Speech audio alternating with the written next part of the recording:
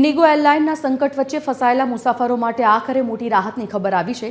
દેશભરના એરપોર્ટ્સ પર અફરાતફરી બાદ એરલાઇન અને સરકાર બંને એક્શન મોડમાં આવી ગયા છે।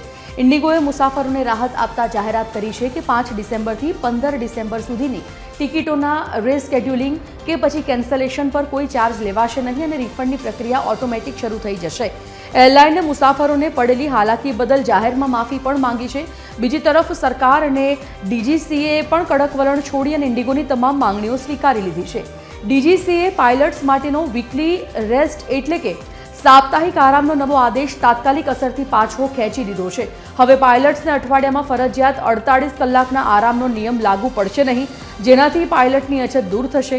નાગરિક ઉડ્ડયન મંત્રાલયે પણ નિવેદન આપ્યું છે કે આજ રાતથી જ ફ્લાઇટ્સ સ્કેડ્યુલ સ્થિર થઈ જશે અને આગામી દિવસોમાં સેવાઓ સંપૂર્ણપણે સામાન્ય બની જશે। મંત્રાલયે મુસાફરોને ઘરેથી જ ફ્લાઇટ સ્ટેટસ ચેક કરવાની પણ સલાહ આપી છે।